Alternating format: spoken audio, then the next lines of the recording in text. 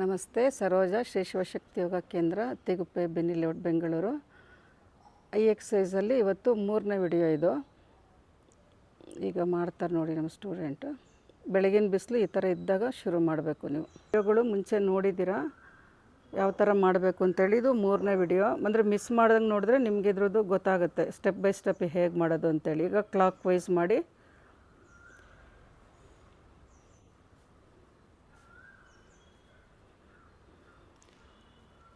Clock wise 10 times ಮಾಡಿ. ಬೆನ್ನು ನೇರ ಇಟ್ಕೊಳ್ಳಿ, ಕುತ್ತಿಗೆ ನೇರ ಇಟ್ಕೊಳ್ಳಿ. ಆದಷ್ಟು ಕಣ್ಣನ್ನು ಅಗಲ ಮಾಡಿ ಮಾಡಬೇಕು ಐ ಎಕ್ಸಸೈಸ್ ಮಾಡಬೇಕಾದ್ರೆ. 10 ಟೈಮ್ಸ್ ಆದಮೇಲೆ ಆ್ಯಂಟಿ ಕ್ಲಾಕ್ ವೈಸ್ ಮಾಡ್ಕೊಳ್ಳಿ.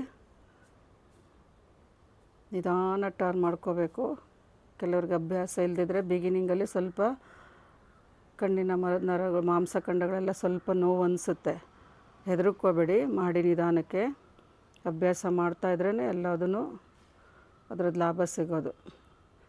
ನಿಮಗೇನು ಅನಿಸುತ್ತೆ ಅದನ್ನು ಕಮೆಂಟ್ಸಲ್ಲಿ ಹಾಕಿ. ಮಾಡಿ ಸ್ವಲ್ಪ ದಿವಸ, ಒಂದೇ ದಿವಸಕ್ಕೆ ಮ್ಯಾಜಿಕ್ ಥರ ಆಗೋಲ್ಲ. ಸ್ವಲ್ಪ ದಿವಸ ಅಭ್ಯಾಸ ಮಾಡಬೇಕು. ಯೋಗಾಸನ ಫಾರ್ವರ್ಡ್ ಬೆಂಡೆಲ್ಲ ಮಾಡಿದ್ರೆ, ಅಧೋಮುಖ ಶ್ವಾನಾಸನ, ಉತ್ಥಾನಾಸನ ಇದೆಲ್ಲ ಮಾಡ್ತಾಯಿದ್ರೆ ಬ್ಲಡ್ ಸರ್ಕ್ಯುಲೇಷನ್ ಚೆನ್ನಾಗಾಗುತ್ತೆ ಕಣ್ಣುಗಳಿಗೆ. ಅವು ಕಣ್ಣುಗಳಿಗೆ ಶಕ್ತಿ ಬರುತ್ತೆ ಮತ್ತು ಹೊಳಪು ಬರುತ್ತೆ. ಸ್ಪೆಕ್ಸ್ ಯೂಸ್ ಮಾಡಲೇಬೇಕು ಅಂತ ಇರೋದಿಲ್ಲ. ಅವಶ್ಯಕತೆ ಇದ್ದಾಗ ಸಣ್ಣ ಅಕ್ಷರಗಳು ನೋಡೋದಕ್ಕೆ ಮಾತ್ರ ಉಪಯೋಗಿಸ್ಬೋದು. ಅಷ್ಟು ಬೆನಿಫಿಟ್ ಇದೆ. ರೆಗ್ಯುಲರಾಗಿ ಮಾಡ್ತಾಯಿರಿ. ಇದನ್ನು ಎಲ್ರಿಗೂ ಉಪಯೋಗ ಆಗಲಿ ಅಂತ ವಿಡಿಯೋ ಹಾಕ್ತಾ ಇರೋದು. ಕಷ್ಟ ಏನಿಲ್ಲ, ಈಸಿಯಾಗಿ ಮಾಡ್ಕೋಬೋದು. ಎರಡೂ ಕಡೆ ಮಾಡ್ಕೊಂಡಾದ್ಮೇಲೆ ಈಗ ಕೈಗಳನ್ನು ಉಜ್ಜಿ, ಹಸ್ತಗಳನ್ನು ಉಜ್ಜಿ ಕಪ್ ಶೇಪಲ್ಲಿ ಇಟ್ಕೊಳ್ಳಿ. ತುಂಬ ಬಿಸಿಲಿರುವಾಗ ಮಾಡಬೇಡಿ. ಕಣ್ಣಿಗೆ ಸ್ವಲ್ಪ ನೀರು ಹಾಕ್ಕೊಂಡು ಮಾಡಿ. ಮತ್ತು ದಿವಸ ಸೂರ್ಯನ ಕಡೆ ಮುಖ ಮಾಡಿ ನಿಂತ್ಕೊಳ್ಳಿ. ಶಕ್ತಿ ಬರುತ್ತೆ.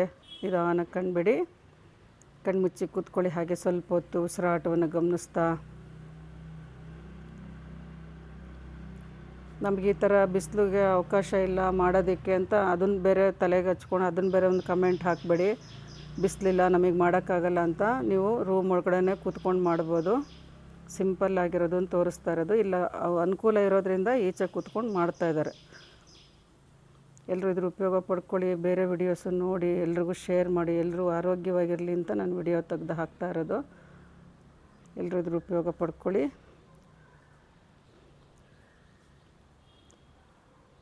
ನಮಸ್ತೆ.